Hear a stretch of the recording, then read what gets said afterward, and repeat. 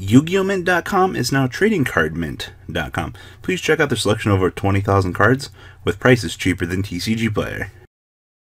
Alright, what is up YouTube? We're going to be looking at Standard as per many of your requests.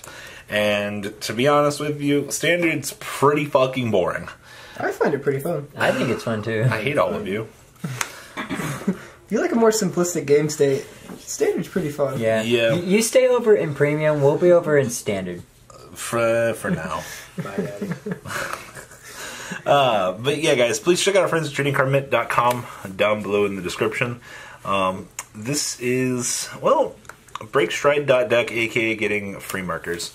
So the thing that this deck capitalizes on is every 3 ride, you get a free one of these cards that state there are Sentinels. So Waterfall can really fuck your day up.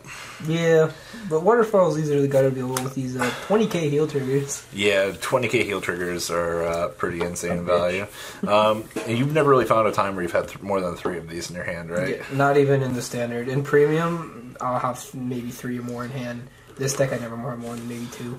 Okay, so you can have a relatively low count of these. I mean, honestly, you can get away with 4.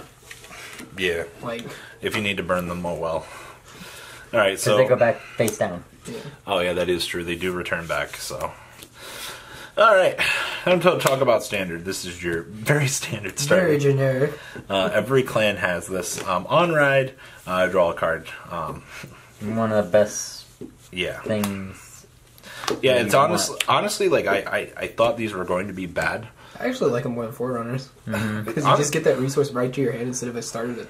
That could potentially die. Yeah. The only starters I think actually compete with this are shit like Wingle Brave and Conroe. Yeah. Yeah. Chrono Dran, I guess, also because it can at least recur itself back as a 10k value is a close third. Also, while getting an extra card.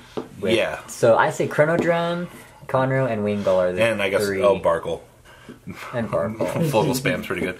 But generic Forerunners that like check the top and things like that, they don't have as much extraneous value as these do. This just gets you the resource right away. Yep.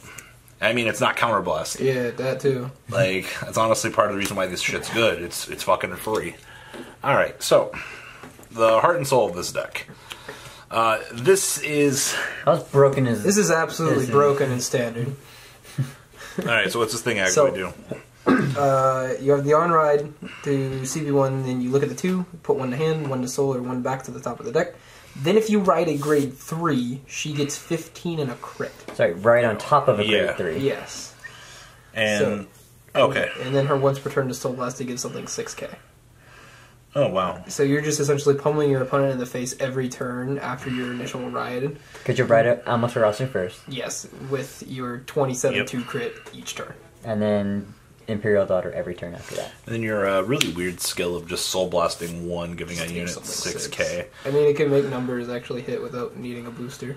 Yeah, I guess it is true. With Tom becomes 15 by himself. Tom is very bad. Tom becomes 21. Yeah, but nobody plays Tom in Standard. Tom is very bad in Standard.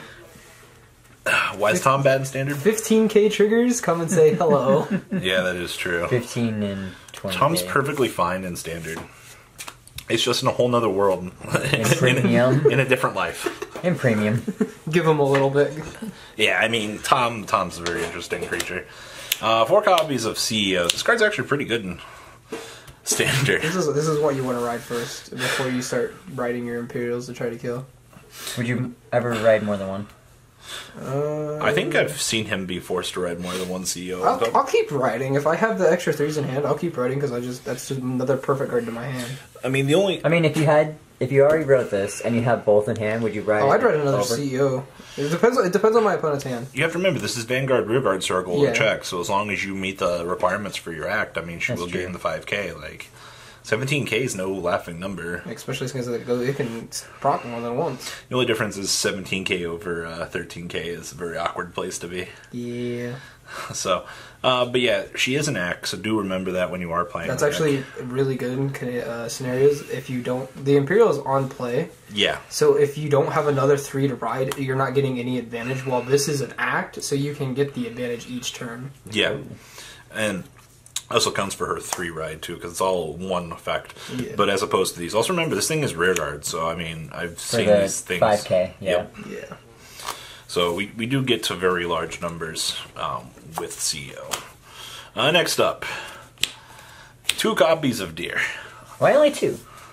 You need more room for other stuff, honestly. Yeah, and Deer's not as good in standard as it is in premium. I mean, it's still pretty good, but in a world where like you don't have an auto death kill button on your opponent, also being forced to ride this kind of sucks. It is what it is. It still gets you a protect marker, so it's not the end of the world. But he also is Vanguard Rearguard if that somehow comes up. That's true as well. I mean, I guess you could ride it to trigger him. Yeah. Well, he is an act, so... Yeah? If you somehow manage to get 4 grade 3s in Soul... I don't think it's really going to fucking happen. 2 turns in a row, but... Oh, it just once per turn. I had to do a double take there for a second. 4 copies of this thing.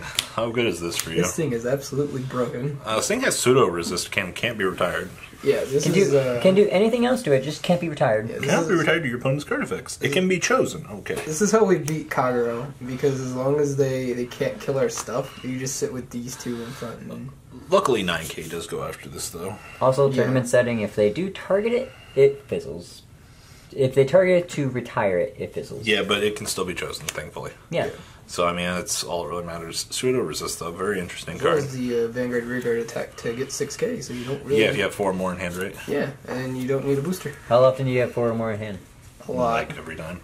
Oh, look, it's this card that I told you was good. And... Yeah, I kind of want to go to 4. So what's this thing do? So, on Rearguard, when it attacks a Vanguard CB1, draw 1, discard 1, she gets 6K. If you're on a grade 3 Vanguard, you get to look at the top card of your deck and put it back on top or put it on bottom. Yeah. Proc CEO. Proc the CEO, as well as just hand filtering. Yep, also being able to know where certain things are at certain times in the game state is actually pretty important, honestly. The amount of times you just do Oracle things with this deck is pretty insane. 3 copies of this. Oh, would you cut one of these for one of these? I think I am going to. Okay, so... Because you're already playing 4 the grade 1 that does the same thing. Yeah. So I don't really see this 2 being as necessary. Cool, so we're probably going to cut one of these for one of these then, in terms of standard testing. I don't know, this is still good. Pretty good, because it can make sure you never get, like, crappy stuff that you don't want. You can just keep putting and you don't have to simultaneously continue to filter through the dead cards that you no longer want. Yeah. Also, how's 9K for your grade 2s? Yeah. Man, I wish I had some 10K grade 2s.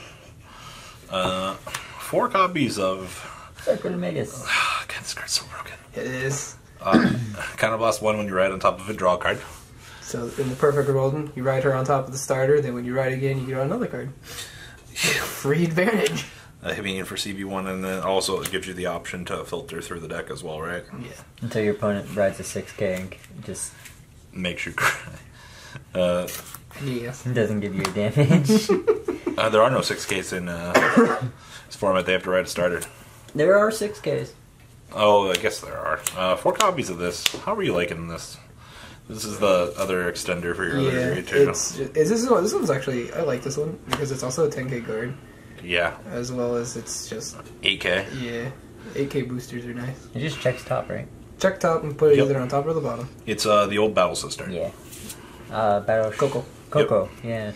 The old Triple R. 2 copies of Weird Baby. I like this art better. Yeah. What's the token Rambu skill of Limit Break 3? Shiken Hatsu. Cool. Shiken Hatsu 3. Countercharge. This guy goes on the soul, right? Yeah. Oh, God, so you actually get value out of that. Okay. How are you liking this? I don't even know what the hell this thing does. It's a 14K booster. Oh, yeah, this bitch. Hate this bitch. I didn't actually even see you do anything with this. Yeah, he puts it behind Vanguard. That's already getting 15K. So the turn you ride the Imperial on top of another grade 3 with that behind it, that's a 41K 2 crit coming in. Oh, God. 1 copy of Bird. I've slowly cut this down. I think 1 is fine. Are you going to drop it down to 0? I think I'm going to stay with 1. Yeah. You never really have the soul to resolve it more than once. So. Triggers? Yes. 4. 8 critical triggers. I have not really much of an explanation here. You're kind of stuck on very vanilla builds. Also, Stag needs crits. Yep. And those are only crits we get. 4 copies of your Perfect Guard. No explanation really Waterfall needed. says hi. Yeah, a little waterfall. And 4 copies of Heel Trigger, say hi to Waterfall. Yeah, 20k is pretty fucking good, honestly. Any final comments on this? No, not really. Alright guys, please check out our friends at tradingcardmint.com down below in the description. And that's all I got, guys. Peace out.